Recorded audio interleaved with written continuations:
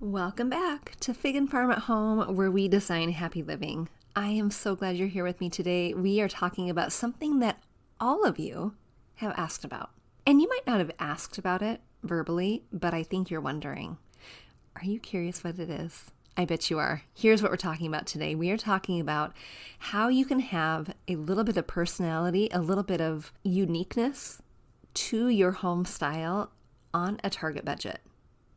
Are you curious? Did I just ask a question that you didn't know you have? We're going to talk about it. We're going to dive in with 5 ways that you can add that bit of personality, and you don't have to spend a lot.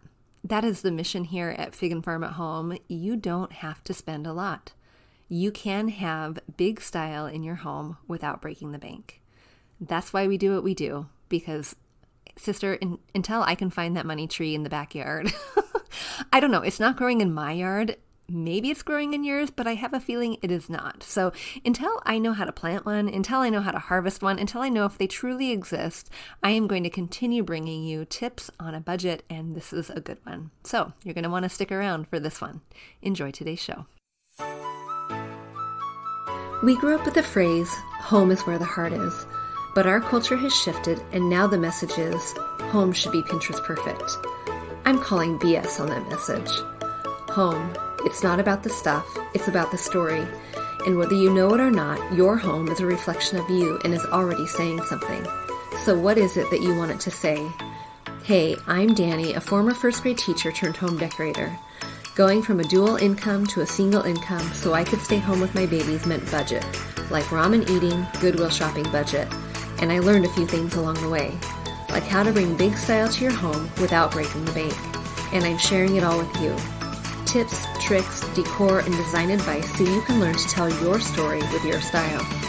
Where you can start living free from the Pinterest perfect trap and start living a life of intention. Welcome to Fig and Farm at Home, where we design happy living and where it doesn't have to be perfect to be beautiful. I can go on and on about bringing personality to your home, bringing your unique personality to your home without spending a whole lot of money. And there are so many ways to do it. It just requires thinking a little bit outside of the box. So today I'm going to give you 5 ways for you to jumpstart those ideas so that you can create your unique style. You can bring your unique style and your personality into your own home space. And the ones that I'm mentioning are just a starting spot. So make sure that you sit with it for just a while so that you can start thinking about ways that you can bring this big personality to your space in your own way, in a way that represents you and your family, in a way that speaks your design language, whatever that is. Okay, are you ready? Grab that notebook if you haven't already, and let's dive in. The first thing that you can do in order to bring your own personalized style to your home without spending a whole lot is to add whimsy. Now, whimsy can mean something different to everyone. To me, it is the unexpected. It is the conversation starter. It is the eye-catching moment. It is the eye candy. Those are the things that to me mean whimsical. So a couple things that come to my mind straight away are things like wall treatments, things like unexpected color on wall treatments, like black shiplap instead of the white. What about having wallpaper? Don't be intimidated by wallpaper. In fact, I'm going to link in the show notes a blog post I wrote about how you can bring wallpaper and decide which wallpaper is right for you if you're just getting started. There are a couple different ways you can hang it, so making sure that you know what you're getting into before you get in is a good idea. But you don't have to do wallpaper. You could do stencils, you could do stickers or decals, you could do things like that that make the illusion, create the illusion of wallpaper, but not really. But not only wallpaper, think about this. Now, if your budget is Target or IKEA, you might already have a Target or IKEA bookshelf. Have you thought about bringing wallpaper to the back of that or painting the back of the bookshelf? And if you don't have a backing to your bookshelf, that's an easy fix. Going to the local Lowe's to grab a piece of, I was going to say PDF. That's not the right, not technology. We want MDF, right? We want plywood. If you go and you grab that, if you know the dimensions, you can have Lowe's cut it for you, the dimensions you want. You do have to pay for the whole piece, but you can have them cut it for you. Grab that, paint the backing or add the wallpapering before you put that backing onto the bookshelf that was the IKEA or Target price, and then attach it to the back. And that adds a touch of whimsy, a wonderful, inexpensive touch of whimsy. Let's keep going on the bookshelf for a minute. Think about where you might have art on your bookshelf. Do you have art on your bookshelf, or is it all books, or is it all tchotchkes? We're going to talk about that in just a minute. But one thing I want you to think about is if you have art on your bookshelf, is it just resting on the shelf? Okay, if it is, let's make it so that it is just a bit more whimsical. Here are some ideas. Instead of resting it on the shelf, try attaching it to the wall or the backing of the bookshelf so that it looks like it is hanging on a wall, but it's just on the back of the bookshelf. That creates depth and layers and texture, and it adds visual interest. It also breaks up the sight line of the books that are on there. Another thing you can do is if you have a little bit more of a robust bookshelf, maybe one that is not necessarily IKEA or Target, because those can be a little bit thin, but if you have maybe added molding to these to make them look more substantial, make it appear to be a built-in, or you do have built-ins, you can add the art to the front of the bookshelf. What do I mean by that? This is hard to picture, but those little casings in between each shelf, those moldings or the casings or whatever you want to call them, those dividers, that can hold art. You can put art right there, and it creates a little bit of visual interest in an unexpected way. And if those two things are my definition of whimsy, that fits the bill. What about for you? What would it be for you? What kind of whimsical touch can you have? Another idea I have in my home, I have all kinds of plants. I absolutely love having them around. But right at my front door, I have a vintage bicycle plate that has a name on it, and that name is Arthur. And I have put that bicycle plate on a plant stake, and I have staked it right in my plant. It's a little bit interesting. Arthur, there's no one named Arthur in my family. That is not my last name. And there are times when I have people coming to the door, the solicitors will say, and they say, "Is your last name Arthur?" No, it's not. It's the plant's name. That's unexpected. It adds just a little bit of character, a little bit of whimsy, a little bit of personality to that outdoor space, and gives you just a teeny tiny peekaboo as to what you can expect inside. Do I name all of my plants? I don't. But I do name Arthur, and I do have one other plant name in my home, in my master bedroom, and her name is Mildred. So what does whimsy mean to you? To me, it means the unexpected and a conversation starter. And if that's what it means to you, think about ways that you can add that into your own home in a way that fits your personality. The second thing that you can do to create a personalized style that really reflects you, that doesn't cost a lot, is to uplevel the way that you style the things that you have in your home. And upleveling is a little tricky because it means that you need to be intentional with the way that you put things on your shelf, on your tables, on your mantles, on your piano tops, on your coffee tables, wherever you're putting your things. It means to be mindful of and intentional with the way that you're putting them on there, the way that you're hanging your art, the way that you're placing your books, the way that you are putting the plants out. Being intentional with the placement creates the illusion of and the look of elevation. It doesn't really matter if you have a $5 Target bookend compared to the $55 Pottery Barn bookend. The way that you place those two things is what sets it apart. So I really want you to hear that. It's not about how expensive the thing was. It's not about how expensive the vase was or the pot was. It doesn't matter if you bought it at Restoration Hardware or Anthropologie, or if you got it from the thrift store. It is all about how you put it on display. And right here is where I feel like I need to mic drop. Where I feel like I can say, okay, that is the secret. There you go. You've got the secret. But you need to know how to do that, right?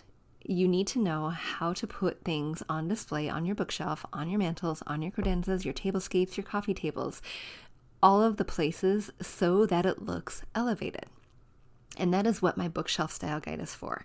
That is to teach you how to use my system, my formula for creating the layers and the depth and the textures, all the things that make it work together.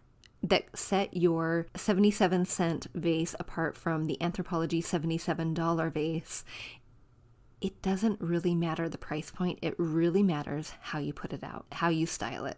So if you keep finding yourself asking that question, I want my home to look personalized. I want it to look special to me. I want it to look like a designer walked through the door. This is a skill that is going to be helpful in attaining that. It just is. So I will put that link in the show notes as well. It is my bookshelf style guide. But again, I don't want you to be confused that it is only for bookshelves. It is the formula I use, and you can use it for any flat surface styling. So grab that link if you're at all curious, and you might be surprised at the price point. Affordable, attainable, and it was created with you in mind, knowing that you girls are all on budgets. If you just dropped that $30 for that shirt that you didn't need at Target, you can afford the bookshelf style guide. Hint, hint. All right, the third thing that you can do in order to bring that personalized style, that elevated look to your home on a Target budget is to change out any of the builder grades. And I'm using builder grades as what would that be? A noun? Builder grades. An adjective. I'm using it as an adjective in order to describe what it is that we all probably have in our homes. The light fixtures, the mirrors, the hardware, the doorknobs. Any of those I'm considering builder grade. If you change out any of those, you're going to add a little bit of personality to your space that you won't find next door. If you change out one mirror at a time in your home, maybe you have 3 bathrooms, maybe that is 3 mirrors. You change those out over the course of 3 months. You're going to have a little bit of unique personalized style. Add in the light fixture that went over the mirror in each of those bathrooms, and you're going to have even more of a personalized style.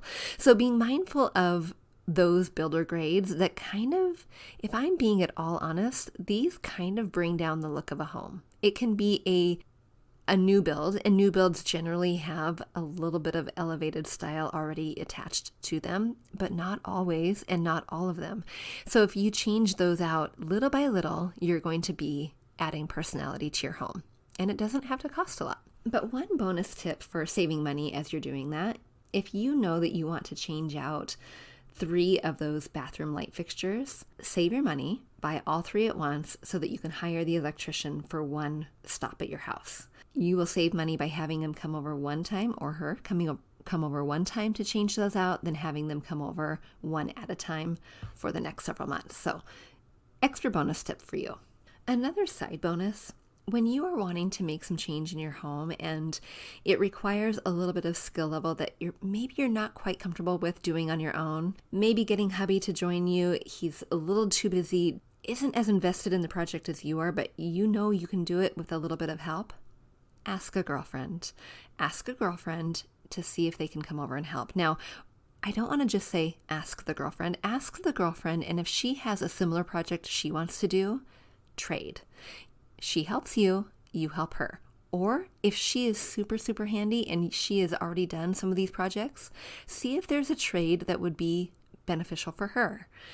Maybe she's already hung wallpaper. Maybe she can change out light fixtures herself. Maybe she's changed out doorknobs. Ask her, see if she can come and help you so you can learn, but then trade her for something that she needs that you might be able to provide, like childcare, like picking up the groceries for her, like transporting her kiddos to the 3 sporting events that she doesn't have time to do, like making her dinner one night a week for 5 weeks. Be creative. There are always solutions to the problems that you might have. The 4th thing that you can do to add that personalized style on a Target budget is to build it yourself. I know, sometimes building it yourself can be a little bit tricky. It can be a little bit not your skill set. It can be a little bit intimidating. It can be a little bit frustrating if you try and it's not so great.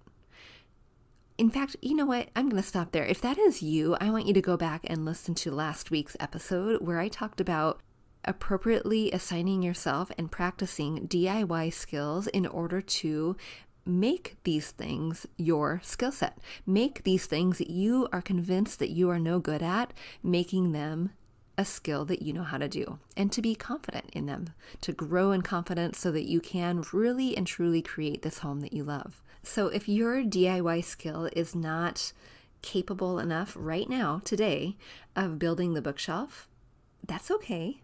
Can you add molding to the bookshelf that you already have in order to make it look like a built-in? I bet you can do that. I bet you can do that. If you are not good at retiling your floor, and it is just cost prohibitive to do that, I don't know. Can you paint your tile floor if that's something that you feel like would be an appropriate thing for you to do? Now, by the way, disclaimer right here, stop. Don't go painting your floor if you have not done the research. Again, that is back in last week's episode. There are some things that you can do when you were not quite sure and you jump the gun because you're so hasty for a design change that you jump the gun and don't do the research for, and it can maybe do the opposite of what you're intending. It can maybe make your home look a little taped together, and I don't want that for you. I want you to make sure that you're doing it well. So again, go back and listen to last week. Make sure that you're biting off the thing that you can chew, not more than you can chew. But can you? Can you paint your tile floor? Sure. In my $400 laundry room redo, it's not tile floor I have, but it's laminate floor, and I hate it. Hate's a really strong word. I really feel badly about using that word, but I just don't like it. I don't like it strongly enough that it just makes me want to gag. What did I do? I painted it. Now, would I have painted it 10 years ago? You know what? I'm going to be honest. I probably would have. Would I have painted it 20 years ago? Probably not. But I painted it and I am absolutely loving it. Okay. Stop right there again. I have a lot of segues today. If you're following along on that $400 laundry room redo, here's what you need to know. It is still a work in progress. It is not finished, sadly, but life has gotten so incredibly busy the last 3 weeks. All in good ways. It's been good, but it has been so incredibly busy. I didn't get the laundry room finished in the time frame I wanted. It's not a big deal, but you may be wondering, gosh, did she forget about us? Did she forget to send us the update? No, I have not forgotten. Life has been busy. I am sending you an oopsie because, I made a mistake, a big one that cost me a little bit of time, and that is being remediated this week. So look for your inbox tomorrow. You're going to see what it is I made a mistake on that has cost me an entire week. Not any more money, just time. So look for that in your inbox. See if you notice what it was that I made a big oopsie on, and stay tuned because a reveal is coming. But back on track, the number 4 thing that you can do to add that personality to your home is to build it.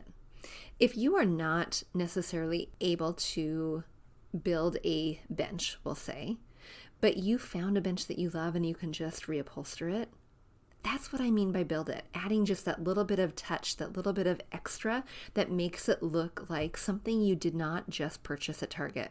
There is nothing absolutely wrong with Target. I love Target. I spend way too much money at Target.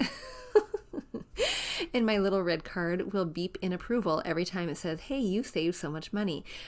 But there is something to say about having the personality to your home's design that is different than the person next to you, the aisle over at Target, filling up their cart with the same thing that you are. But you can start with the foundation pieces and then add something to it. The molding for the bookshelf, the cover for the bench, things like that. And the 5th thing that you can do to add that personal touch to your home, that unique touch that doesn't look like Target, but you do have the Target budget, this one is my very favorite. This one is so easy to do and I think often overlooked, and that is shop small. Skip Target. And instead of shopping at Target, go to thrift stores, go to antique malls, go to flea markets, go to secondhand stores, shop on sites like Etsy, go to bazaars or craft fairs or garage sales, go there. You can find such fun pieces at things like garage sales or flea markets, antique malls.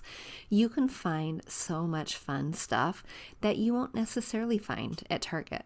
You might find things from the 70s or the 80s or the 20s or the 30s or whatever, that can complement the aesthetic you have going on in your home, but you will not be able to find nowadays. One of my absolute favorites. So the next time you're looking for a pot for your plant, instead of saying, I'm going to go to Target, go to your local thrift store. Go to the antique mall that is in your little downtown area. Go there and see if you can find something there first. I think you'll be glad that you did. All right, girls, I hope that you enjoyed today's show. If you have added a touch of whimsy to your home, if you have shopped small and found something that you absolutely love, if you have built something yourself, I want to know about it. I want you to post it in our Facebook group, our free community where we are encouraging each other to create and craft homes that we absolutely love. Pop on over there. I'll put the link below in the show notes. And don't forget, you can grab your bookshelf style guide so you can uplevel all the things. You can find that link in the show notes as well. Until next time, I'll see you soon. Hey, real quick before you go, if you learned something new or found value in today's podcast, would you head over to iTunes to Fig and Farm at Home and leave a review and subscribe to the show? That would be awesome. And if you'd like to connect with my community of mamas who are learning to be intentional storytellers within their own homes, join us at bit.ly/design101 group. There's always more room at the table. See you soon.